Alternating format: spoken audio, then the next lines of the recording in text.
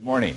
And we spent some time trying to see what we could do with the Rolling Stones. And this goes way back when they first started. And Can't You Hear Me Knocking was about the best we could get something that would start out lively. And that's what we were listening to there at the end.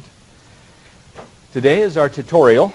And so we've had a test this week. And so what I'm going to do is spend time talking about the exam and what was done with the exam.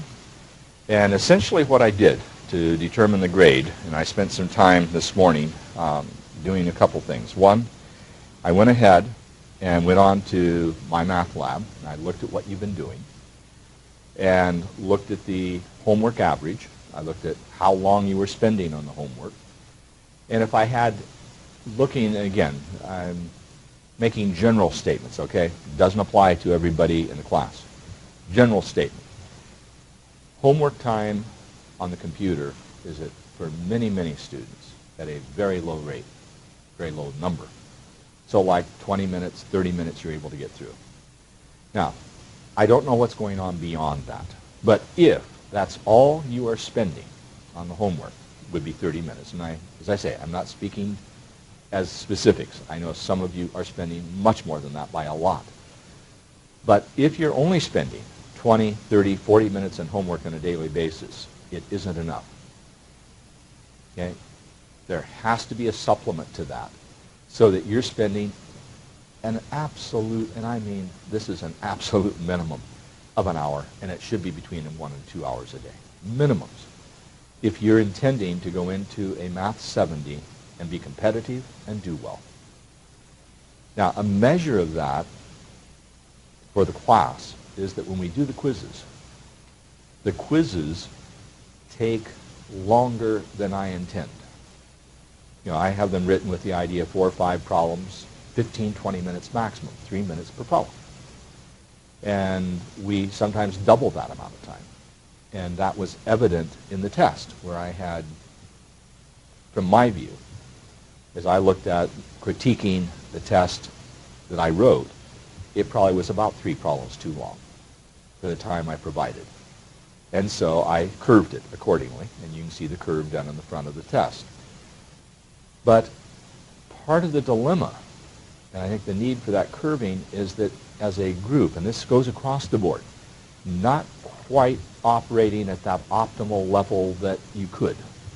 So that's the message, and as I say, it's frustrating that we don't have more people here to hear that, because it is going to be a factor in 2 things. The final, which is going to be about 30 questions, would be my guess, maybe a little bit more than that, for 2 hours.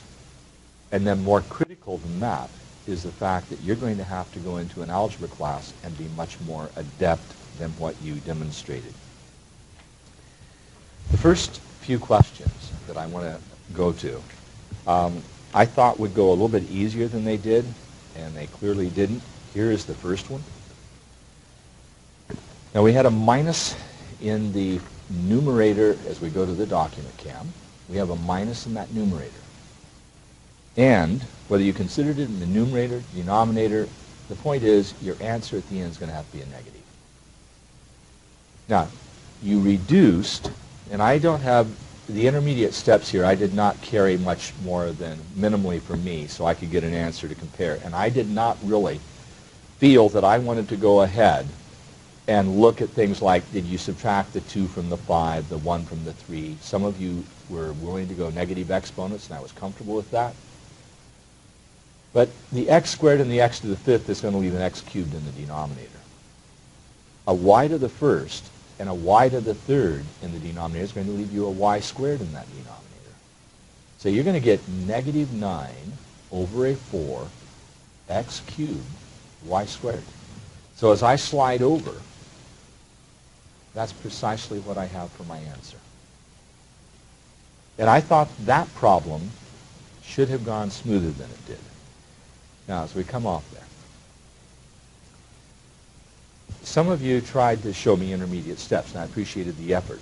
But as you tried to do that, you got lost in the process, okay, and ended up with things where they maybe shouldn't be. And again, it's not everybody doing the same thing. But this problem, to me, as much as anything, is a measure of whether or not you have rational expressions understood well enough that you can go into an algebra class. And so that's a rather important problem there. Now, as I go to the second one, this involved a product. I'll try to bring it up big enough so we can see it. There we go. And I had in parentheses a negative 5y squared over an 8x. Now, that negative sign there is not influenced by this 2. This 2 is only affecting the y. It is the y that is squared, not the negative, not the 5. Okay, so to that extent, I didn't rewrite it for what I've done here, but I cross-canceled here. So you can see the 5 and the 15. And then I did the 2 and the 8. So you can see down here I'm going to get a 12. Now, just looking at it for a moment without worrying about an intermediate step, you'll note that I had an x squared here, and I think it would have helped if you'd written an x to the first where I have the pen pointing. So you're going to get an x in the numerator, and here the y squared and this y cubed is going to leave a y in the denominator. Okay, so as I slide over to where the solution should be, and let's come off that for a moment, Chris, because I've got quite a ways to slide on that. This is all you end up with at the end. Minus x over 12y. And a lot of you lost the minus sign, and that was a rather important part of the problem, and so I docked you. But again, that problem, coming off there for a moment, Chris, as I come back to the original statement of the problem, I'm not sure what to advise to you as far as trying to avoid some problems, but if we come back to it, remembering that things are in the denominator when they're down there and not in the numerator may help. I'm just not sure whether it would have helped to say you had a negative 10 and then had x squared, y squared, and multiply everything out, then multiply everything out here and put it in one fraction. That might have helped instead of cross-canceling as I did. That might have made it better. As it stands, the first 3 problems had more errors, as we come off there now, had more errors than I really anticipated you having in the process. I thought those were going to be straightforward, out of the gate, no problem. And as a group, not individually, those of you who are sitting here, but as a group, enormous number of errors. I mean, I was taking off 4 or 5 points at a shot on these first problems where I didn't anticipate it. And I avoided 4 or 5 because I thought those would be, as word problems, something that would be giving you a negative beginning. So I went to 5, 1, 5, 2, 5, 3, thinking, okay, we'll start there. And I warned you I would not do just basic arithmetic because that was under Math 10. And I didn't take in these problems what I considered the most difficult problems by any means. If you'll go back and look at the chapters, these problems reflect, I think, something maybe at medium difficulty level. They aren't the easiest by any means, but they're not at the end of the set. And in the same way, as I went to this problem, this was a division problem where you had to invert and multiply. And again, some suggestions here. You might have said that when you invert, and this gets turned over, and I'll show you where it is in a moment, that you would then multiply whatever you could across, leaving it in prime factored form. So you have a 3 times 3, a 2 times 5. This numerator becomes a 5 times 5. This new denominator now becomes a 3 times 3 times 3. We have a quotient of 2 negatives, so you have a positive. So coming off there for a moment while I move the paper, I rewrote this, and here's what I did with it. So we come back. I cross-multiplied rather than doing what I just argued could be done. And as you do that, I simply looked at it and said, okay, I have an x cubed over an x squared, so I know I'm going to have an x. I had a 5 left over, so I had a 5x there. Now, here's a y to the first and a y to the first, which is y squared. Well, I had a y squared in the top, so that's out, and I end up with 5x over 6.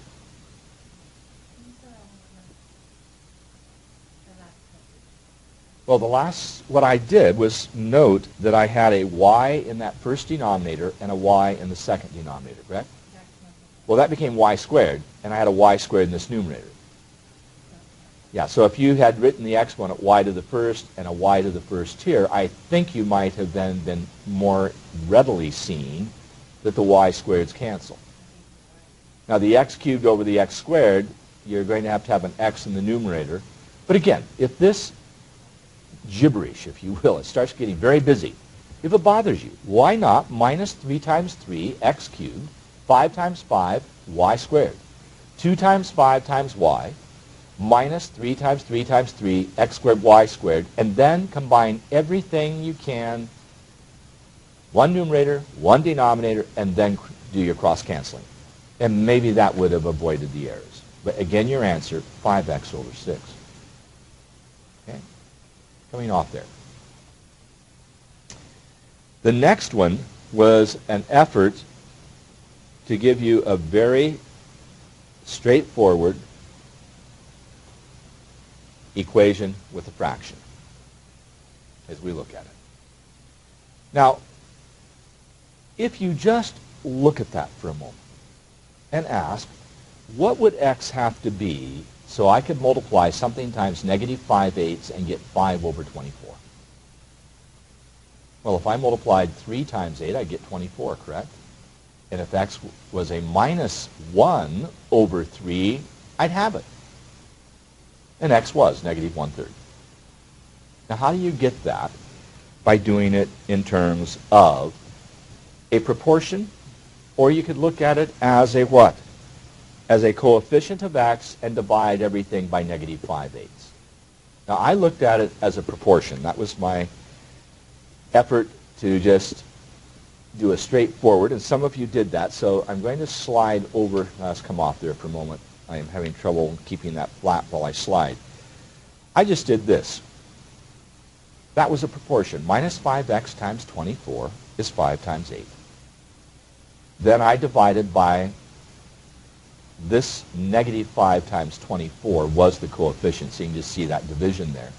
So the 5's are going to cancel, giving me a negative 1. Your 8 over 24 is going to cancel.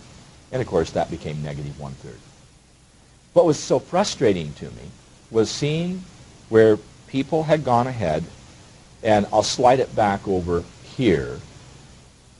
Quite a few of you divided both sides by minus 5/8. So you have this fraction times 8 over negative 5.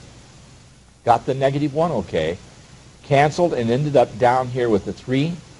And instead of getting what is supposed to be negative 1/3, wrote it as negative 3. Forgetting where that 3 was in the denominator. So we can come off there now, Chris. So again, how do you avoid the simple little mistakes?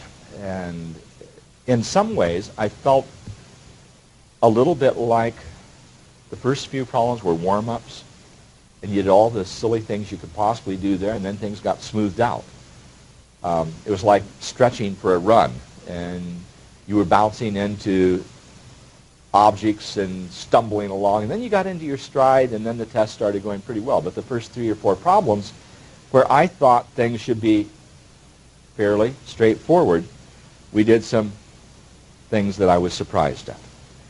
Now, in number 5, this was a problem we had talked about where I gave you, let's see if I can get over to where the problem statement is. These were the two fractions.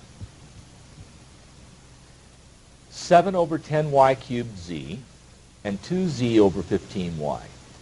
Now your LCD has to be 30 in order to have 10 and 15 go into it. It has to be a 30 y cubed z. Okay? So what am I missing in this first one to get a 30 in the bottom? A 3, so 21 is the numerator. What am I missing here to get that 30y squared z? Well, I'm missing a 2 and what? Y squared and a z.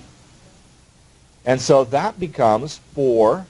So I'll just put this So you can see it, 4y squared z squared over that LCD, which was 30y cubed z. Yeah, I saw. Okay. Now, coming off there, I'm hoping that what Kim just observed, you just didn't put something down that was there, and we call those the DAEs for the day. Don't have good answers for that, but I think part of my suggestion is prior to the test, a lot of medium difficulty level problems of what you think would be on the test, and just try to get to where there's a comfort zone. You're going through them, you aren't fighting it, because when you're fighting it, those simple little minor mistakes, and I make them. You see two numbers this morning in the 5 hours I spent.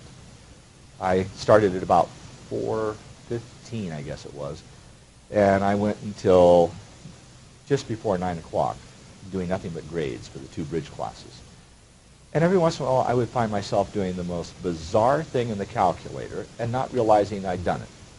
And going back, that can't be a right answer, and I have no idea what I did, but it obviously seemed right at the moment, or I wouldn't have done it. Large time frames where you try to be very intense and focused can end up in some really silly mistakes. So part of what's going on here is simply the errors that come with anxiety, but some of that is errors that come with not preparing time-wise for doing things quickly without making the little mistakes. Now, this problem, as we go to the document cam, 3 over 4 plus 1 over 3 times y is equal to 5/8. Some of you tried to do this with the common denominator, which was 24. That'll work. However, why not just consider this 6/8? 3 over 4 is 6 over 8, and you have 5 over 8. Well, it's just that I have a common denominator here that I could have. I need to take 3/4 from both sides, correct? So if I take 3/4 from both sides and realize that 3 over 4 is 6 over 8, then my point is 1/3 y is negative 1/8. Multiply both sides by 3 and you're done. Yes, quite a few of you did it the hard way. And not that the hard way is necessarily bad, but just look at that for a moment. It could have been done much more easily than was done. So if you'd be kind enough to hand that over. But again, if you run it with a 24, let's slide back to where it was here. If you multiply by 24 all the way across, that'll work fine too. But you don't get the same answer. Oh, yes, you do. Guaranteed. Okay, I don't have a good response for why it didn't work, but let me just go to the board briefly here, break the presentation up a little bit. Leave that on the screen for a moment, Chris, so I can get it written down.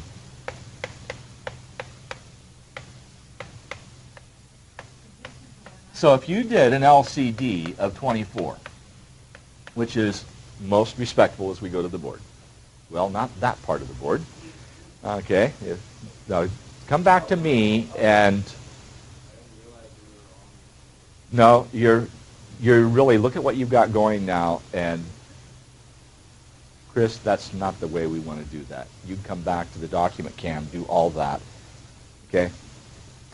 Now, back to here. You multiply both sides by 24. Multiply here by 24. Now, the distributive property. So that's 24 times 3/4 plus 24 times y over 3 and 5/8 times 24 over 1. I think I better put a 1 under here. Now, I've carried this out to an extreme, but it'll work. So the 4 goes into here and gives you a 6, correct? So that's going to be an 18. And then the 3 goes into here 8, so I have plus 8y. Then the 8 goes into here 3, and that's 15. Okay. No, we still have to go further. Okay, we aren't out of the woods yet. So now 8y is equal to what? You subtract 18 from both sides, negative 3, and divide both sides by 8.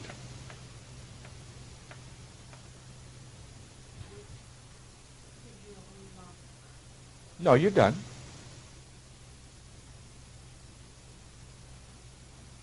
Fractions are good. No, the fraction's fine. Stop. You're okay at that point.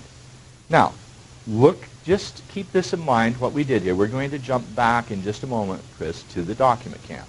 But keep in mind what we have here. Okay? Now let's go back to the document cam. And I don't know what camera you're on at this point, Chris, but I'll be back center in a moment. So at this point, instead, I said, well, I subtract 3/4 from both sides right out of the gate. So that's 5/8 minus 3/4. And of course, I argue that the 3/4 is 6/8.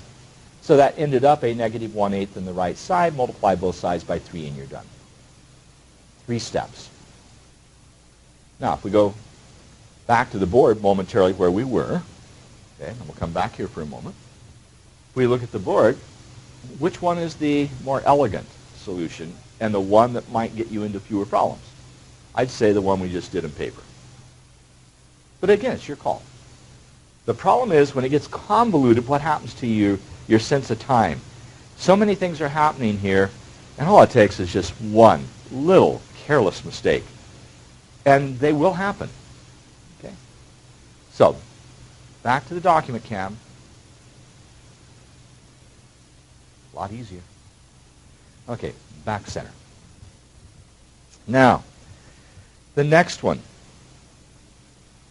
We did this next one on a quiz problem, very close to it. Order of operations is what's involved here, and I was amazed at what happened. My original problem, and you can see how I treated it. Let's see if I can get it up just a little bit higher. There we go. My original intent was not to do this on the document cam, so I was doing this for my benefit just to have a key for grading the test. And so I apologize to everybody who's watching and sees what I've done here. It's not the elegant presentation I would usually want to present with a document cam, but I decided after grading the test and looking at grades this morning that this needed to be addressed. What I did was go to the parentheses first. And I said, that's 3 halves, that's 12 halves, and that's going to be 9 halves. Now the thing I want you to understand is parentheses first followed by what? Multiplication. So you don't take this difference yet. You take the 2/3 times what's going to be 9/12. Okay, so I'm going to just slide over. I think I can do that smoothly, the non-text scroll. There's what I'm showing. And what was so nice about is the 2's canceled, the 3 canceled, leaving you what?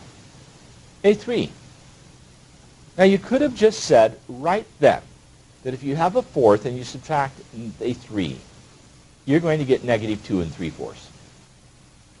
But if you didn't see that, just using a kind of an arithmetic of fractions and signed numbers, you might have said, okay, I'll find a common denominator.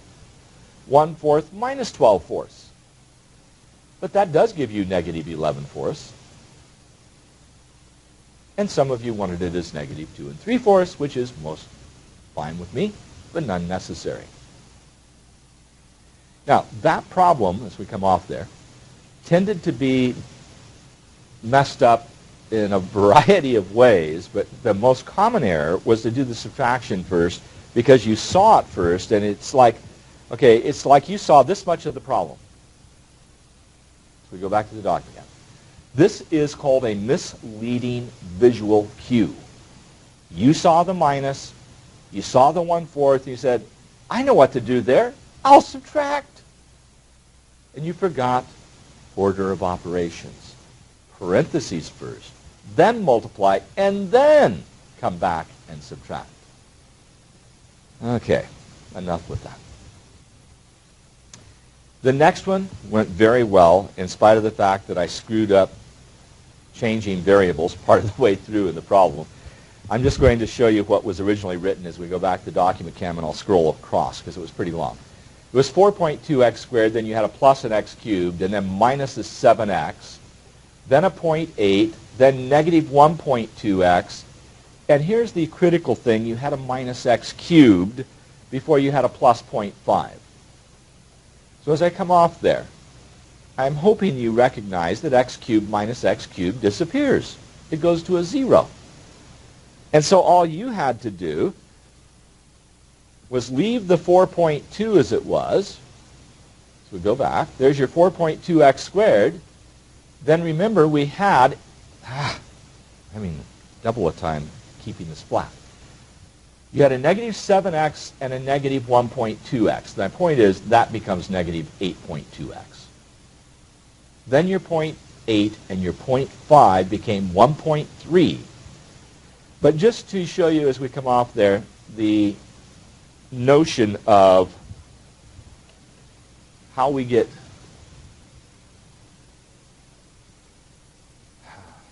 stressed when you add 0.5 and 0.8 and get 0.13, because in your head you're saying I got 2 digits after the decimal, and you're crossing addition rules with multiplication rules, and I had things like that. The 0.5 and 0.8 became 0.13. Now, in a moment of lucidity, after the test, just relaxing, you'd never get that answer. But on a test, strange things seem reasonable. The next one. Okay, I'm having to crowd this in at the bottom of the paper with some other garbage because I'm at the very bottom of the page as we go there. That was a 2.5x plus 3, a 2.5x minus 3. It's the product of a binomial and its conjugate. This was supposed to be an easy problem. All you do, this is the sum and the difference multiplied. You square the 2.5x, you square the 3, and subtract the 2 squares. There's your answer. Now, if you use FOIL, or you use the distributive property, what happens to, let's come back to that just for a moment. What happens to the inner and the outers? Well, one of them becomes a positive 7.5x, the other becomes a negative 7.5x, and they go to 0. In a general form, as we come off there, a plus b times a minus b is what? A squared minus b squared. So you should have had 6.25x squared, then a minus 9. No middle term. Well, that was page 1, as Paul Harvey used to say. This one went much better. I couldn't pass up an opportunity to have fun with it. So this is the way I approached the problem. I looked at that as the square root of 25 times the square root of 10 to the minus 4. So that gave me 5 times 10 to the minus 2, which is 0.05. And that was just about exactly, as we come off there, the kind of problem I had on a quiz. I think I had a 0.0016 on the quiz. So, should have gone better. Okay, the next problem. This, before we go to it, is a cylinder. And the volume for a cylinder is pi r squared h. Okay, pi r squared h. We had cylinders in this pre-algebra set of problems. We had cylinders in Math 10. And we blew this problem. Part of the difficulty is looking at the information I gave you here. So we go to the document cam. The diameter was 1. The radius is 1/2. 0.5. Now the reason I did the radius at 0.5 squared is 0.25. And 0.25 times 2.5, I can do my old 25 squared routine and argue that that's 0.625. So that product becomes 0.625 with no work. We had pi okay, that had to be multiplied by that, and it comes out 1.9625 cubic centimeters. The thing that was not nice about this was when you tried doing it with 1 centimeter, it made the calculations so much easier because 1 squared was 1. And so you just had to take 2.5 times 3.14 and get a wrong answer. Okay. Now, as we think of problems, when I made the judgment, what problem to include out of all that? I thought, you've done cylinders. We talked about cylinders. I could have gone to a sphere. That was more complicated. I could have gone to a cube. That wasn't complicated enough. Remember our salt crystal problem? So I thought, okay, a cylinder's a nice in-between. My intent, your performance, did not meet the expectation I had.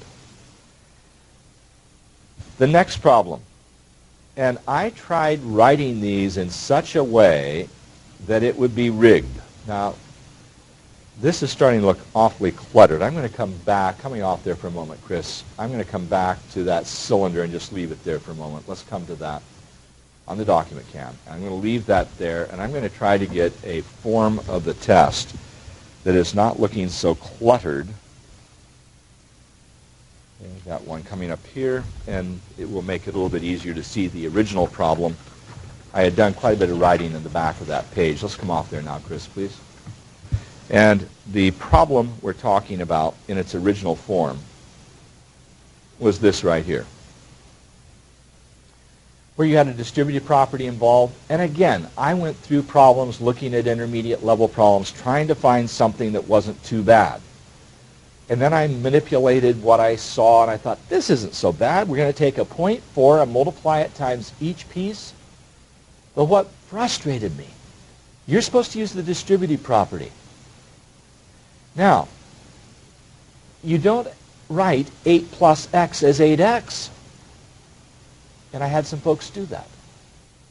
Now, another way out of this is to get rid of this decimal. If you don't like it, multiply both sides of everything by 10. And you get rid of these decimal points, and that'll work. How do you do it? Well, 10 times 0.4 will be 4. 10 over here will be 50x plus 9. So we can do this? Yes. We didn't say much about that because we were supposed to work with decimals. That would be a lot easier. Yeah, but this is, okay, what Kim's talking about, and what I mentioned, was if you don't like these silly decimals, and I don't have anything against decimals, some of my best friends are decimals. But if I multiply 10 times 0.4, I get 4. Much easier. Then do the right side by 10. I get 50x plus 9. But let's come off there for a moment.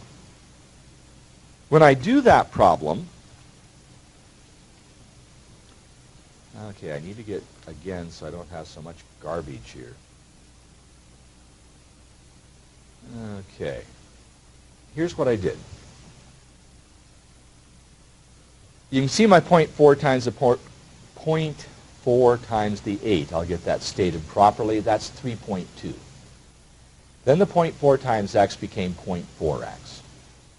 Now on the right side, nothing was done. So I had 5x plus 0.9. Okay? Now at this point, I went ahead and subtracted 9 from both sides. That gave me 2.3. And I subtracted 0.4 from both sides, and that gave me 4.6x.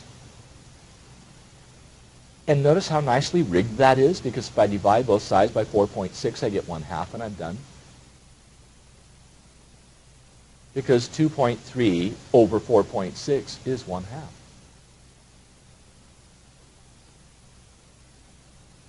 It was my intent to try to make that so it would, in a straightforward application, resolve rather quickly. And again, didn't quite work as well as I'd like. Coming off there. Kim, question? I got all that, but when you go 2.3 and 4.6 and 2.3, it doesn't think about this. Let's look. Let's go to the board. You have a 4.6 into a 2.3. Okay.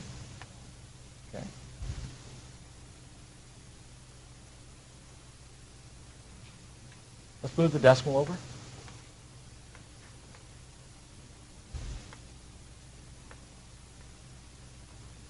many times will 4 go into 23?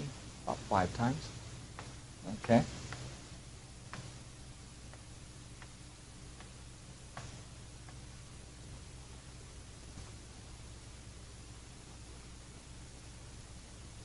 The intent was that it would go smoothly. I was hoping that you could see this and just in your head say, well, wait a minute, the denominator is twice the numerator. Or multiply top and bottom by 10, again getting rid of those decimals, and say, well, that's 23 over 46. But at some point, I'm hoping this becomes clear and you get a 1/2. Oh yeah, getting rid of the decimals is a nice trick. And interestingly, we don't spend much time in a pre-algebra getting rid of decimals, because part of the intent was to do a whole chapter forcing you to use decimals rather than get rid of them. But in an algebra class, one of the classic techniques is to multiply both sides of an equation by a power of 10 that will remove all the decimals. So if I had 100 as a part of an equation, 0.25 for example, then I multiply by 10 to the second to make sure all the decimals are gone. Now, I've got to be a little bit cautious there, because when I said the decimal's gone, we just don't see it. So this is a no-see-em. So when I multiply 10 times 2.3, it becomes 23 with a decimal point, and we don't typically write that decimal point. So to say that we have eliminated the decimal point, not totally correct in the statement. We have rewritten the problem where you don't need to write the decimal point, and it looks more comfortable without the decimal point. Okay? Let me come back center, and let's continue our fun. Now this one is, I'll come back to first a page that doesn't have all the writing on it. And again, what I need to do is come back to this nice clean presentation. There we go. Here's your proportion. Okay? Now if you look at that, you could, just eyeballing it, argue what you would have to have in order to get a negative 3/5. But it's easier to do what? Cross multiply. 5x equals negative 45. So if 5x equals negative 45, x is going to have to be negative 9. Coming off there for a moment, Chris, as I put the solution formally under there, because it's one thing to hear it verbally, it's another to see it carried out. Here's what happened when I did the cross product. Then I divided both sides by 5, and you had negative 9, and you're done. And that one went pretty well. That was a greater success. Okay. Now, coming back off there for a moment, I gave you 2 similar triangles. Now, this was an effort to build in something that we know from the past, and that is that if you have a 5, 12, 13, it satisfies Pythagoras, 5, 12, and 13. So 5 squared, 12 squared, 25, 144, and 13 squared is 169. But I ask you to use proportions. Okay, so coming off there for a moment. The key phrase here was similar figures. And when we did these in the chapter on similar figures, you were expected to treat it as a proportion as we go back to the problem now. Now, I did 12 over x is 13 over 6.5. You could have just as easily taken any other side. But the point is, when I cross multiply, I get what you see here. There's the complete solution. 3x equals 12 times 6.5.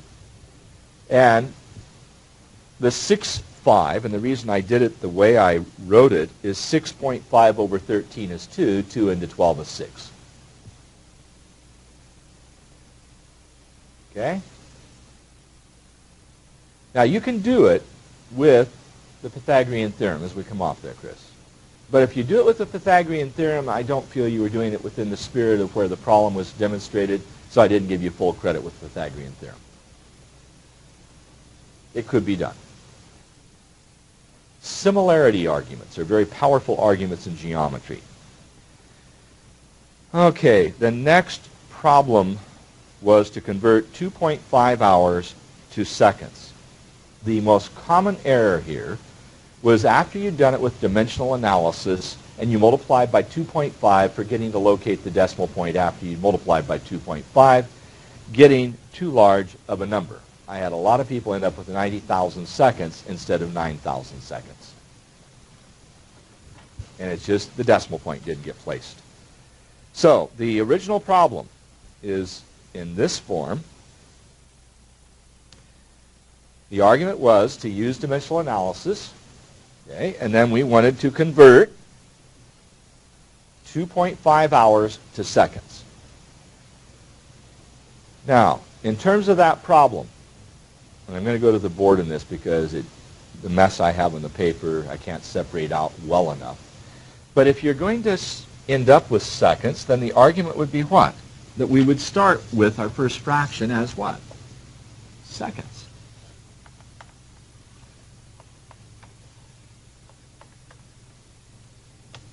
So if I look at this in terms of what I have, we have 60 seconds in 1 minute.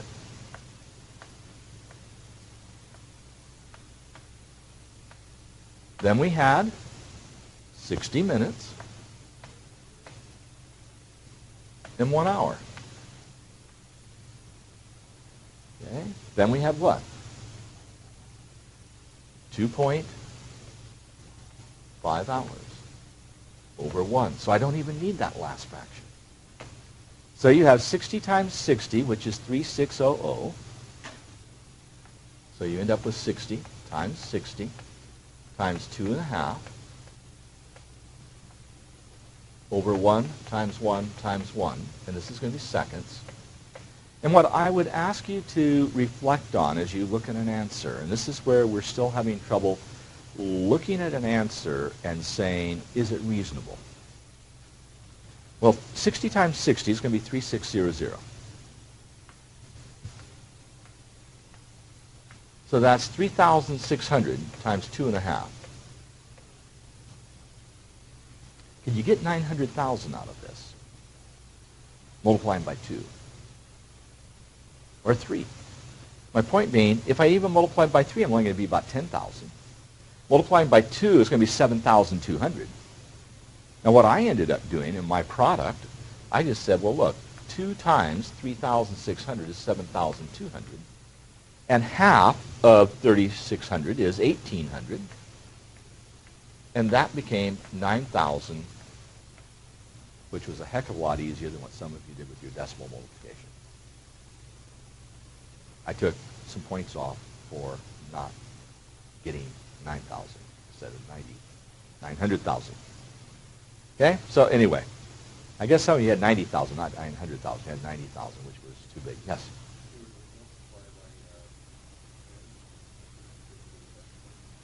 In this case, if I multiplied by 10 in the numerator, I'd have to multiply by 10 in the denominator. I can't just do it in one part only.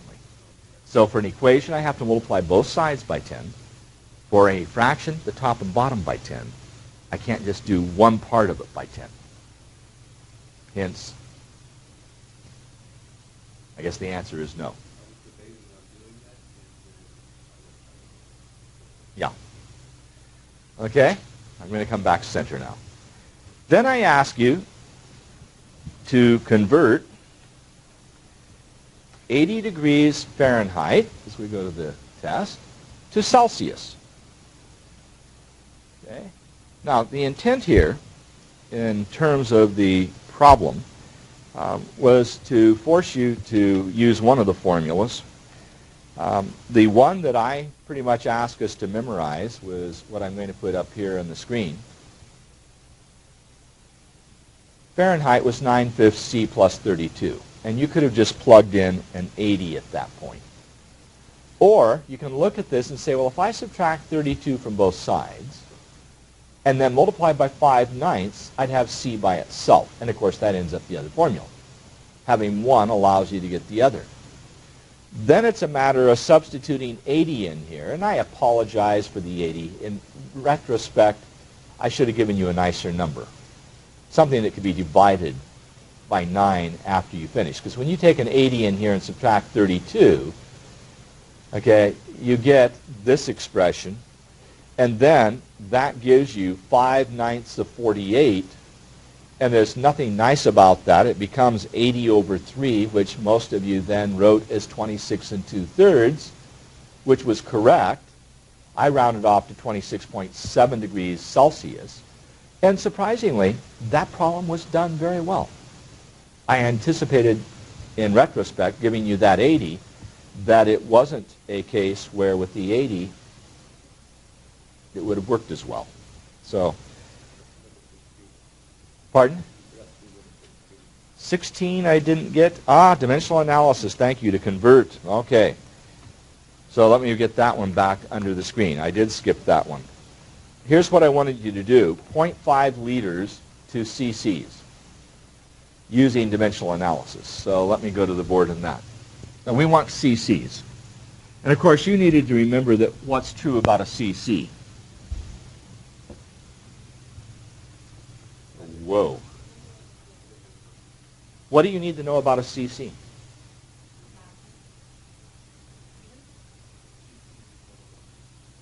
1 milliliter is 1 cc. That was the crucial point here. That a cc is just 1 milliliter. So since we want cc's at the end, I would have started with 1 cc is 1 ml. Well, I'm going to need milliliters in the next one. So I know that 1,000 milliliters is 1 liter. But that means I need liters in the next one, and I had the 0.5 liters. So this was 0.5 liters over 1. That was the setup. I want you to turn it back in. Okay. And in terms of this, then the liters cancel and the milliliters cancel. And so you have 1,000 times 0.5, and you get 500 cc's, and you're done. Again, a measure of, I think, the anxiety perhaps in the test was where I had some people multiply 1,000 times 0.5 and get something other than 500. It just happens. And again, stress creates strange answers at times. So I'm going to come back center. Well, let's go back to the document camp for a moment. Again, the direction here was to use dimensional analysis to make this happen. So we're finally down to a couple of word problems. But before we go to the word problems, I think I'm going to hit the problem on area first. Okay, that problem on area is to look at this trapezoid, because I want to remind you that you had this problem on a quiz. A harder problem in the quiz than this. But I warned you that I would be doing some problems very much like what were on the quiz, and this was one of them. We have a trapezoid, and what was the thing that I thought most distressing here was the formula for the area of a trapezoid. Now, let's look at the document cam for a moment longer. I can cut off that little triangle, cut and paste, and when I cut and paste, it'll come over here on this side and make a rectangle, correct? So that little triangle, cutting it off, coming over here, would make a rectangle. So you know you're going to have the length times the width of that rectangle, but the question is, how do you get that width and length? Well, in essence, you take the big base and the little base, and you add them together and divide by 2, as I'm showing on the board. And then you multiply it times the height.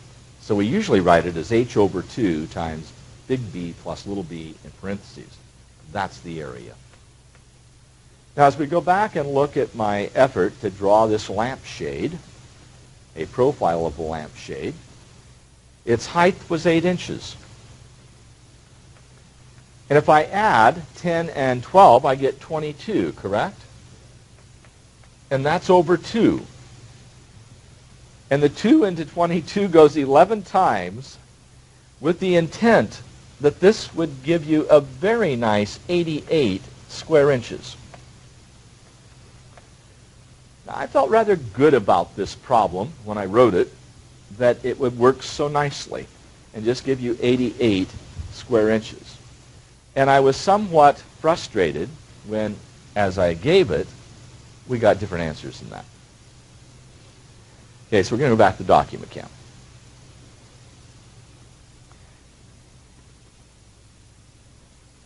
If you don't have the right formula, to come off there now, you just aren't going to what? Get the right solution. There's just no way.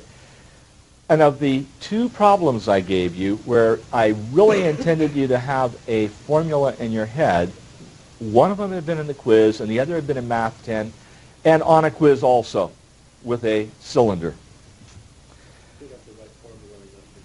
Well, yes, that's not, okay, this brings up a good point that Michael's bringing up. Having the right formula does not guarantee you're going to get the right solution. It's not a sufficiency condition, as we say. Just having the right formula doesn't guarantee that. But I can guarantee you this, that if you don't have the right formula, you aren't going to get the right answer by substitution. Well, what about the two word problems? I'm just going to talk about those briefly. The key in these problems, and the argument here, and I'll just read this verbally because I'm starting to push the clock here. I ask you to translate to an equation and solve. One number is 5 times another number. You don't know what either number is. The key here, let x be one of the numbers. Then the other is 5 times that number. So if you do that, I said, as we go to the document cam, let x be your first number. Then 5x is your second number. There's your equation. 6x is 18, x is 3. And it says find the numbers. So the numbers are 3 and 15. I think the most frustrated I felt grading was where I saw somebody have this and stop and go to the next problem. Because going from there to 6x equals 18 and x equals 3 seemed to me just a very straightforward process. Okay, coming off there, the last question that we need to talk about. You were to translate into an equation and solve again. And I said the smaller angle of a right triangle is 1/2 the number of the other, and I used the word complementary angle. Now, what are complementary angles? Their total is 90. Supplementaries are 180. Now, if you couldn't remember that, you could have gone this route. The number of degrees in the 3 angles of a triangle will give you 180. So you could have said as follows. Now, I did it here where I had fractions as I come to the document cam. Let x be the larger angle, and then I have 1/2 x is the smaller. You could have done what? X is the smaller, and the other is twice x. So if I look at it from that standpoint, and that would probably be an easier problem. If I had x plus 2x, my intent was that this was going to be 90 because they were complementary. But if you couldn't remember what complementary meant, you could have said x plus 2x plus the right angle must equal the 180 in the triangle, which then comes back to this problem. Then you have 3x equals 90, x is 30, and so the other angle is 60. So it is a 30, 60, 90 degree right triangle. I want to know what x is. So the way I've done it here, I would let x equal the smaller angle. And technically, it's not the angle. It is the measure of the smaller angle. So my apologies without rewriting that because I'm down to about 45 seconds. Now, I don't know, in covering that, if I've left you with the feeling that, okay, I could have done better, or that you look at it and you see what was done and say, well, I knew how to do that. I'm not just sure what it will create in terms of understanding for you. But what is clear, these 3 exams I will look at as I create the final. And I will be taking content from these 3 exams because we only have 2 chapters left, 1 more to cover in essence, And that's on some geometry and graphing that we've done before. So to that extent, most of what you're going to see in the final is going to be involved with the material out of these tests. So I would like those returned back. And I'll get them back to you probably on Monday. But at this point, Chris, as we close down,